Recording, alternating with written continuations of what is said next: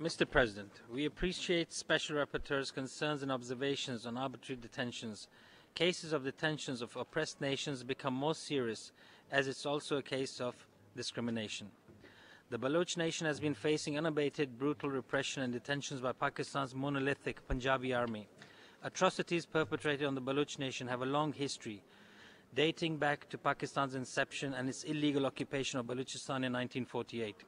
Under the pretext of Islam, the Baluch nation was annexed and the Baluch people were enslaved, repressed and oppressed by the Pakistani Punjabi elite in order to serve the self-interest. The Baluchistan case is certainly one of violations of civil and political rights. Last year, in March 2010, Baluch students were observing the International Culture Day in Khuzar Engineering University when Pakistani security personnel attacked the gathering with hand grenades. Consequently, 2 young students were killed and scores were wounded. The occupying forces detain, punish and harass the Baluch when they see them wearing the traditional Baluchi dress. Mr. President, there is no doubt, according to any international law, that my country, Baluchistan, has been illegally occupied and forcefully annexed by Pakistan. I'm sorry, there's a point of order by Pakistan. Thank you. Thank you, Mr. President. Mr. President, I've requested a point of order.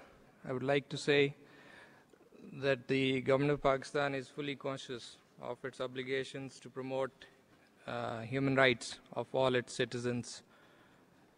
We take the observations about any shortcomings very seriously, and since we believe that there is always a room for improvement for all countries.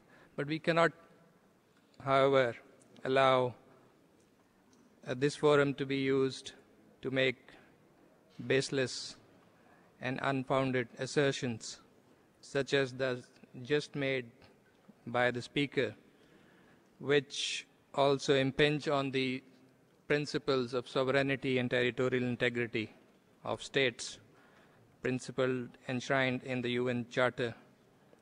And we would therefore request that such remarks should be expunged from the proceedings. And we would also request you to ask the speakers not to indulge in such remarks. And we think that such statements do not bring a positive contribution to our discussion. Thank you.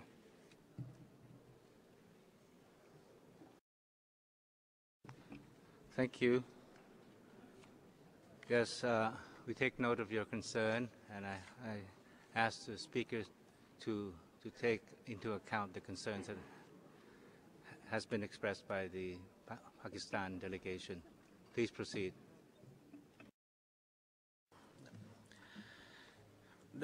Pakistan is bent on developing Baluchistan, but unfortunately the meaning of development in Pakistani dictionary is to loot our resources and commit genocide of our nation. The Pakistani establishment has created fascist anti-Baluch proxy terrorist organizations like Musalla Difa Tanzim to divide, defame and destroy the Baluch nationalists. People like Atta Rahman Mango, who have been trained by ISI to commit terrorist acts in Kashmir, have been diverted to conduct the fascist roles against the Baluch patriots. Mr. President, the process of changing the demographic complexion of Baluchistan is high on the agenda of Pakistan.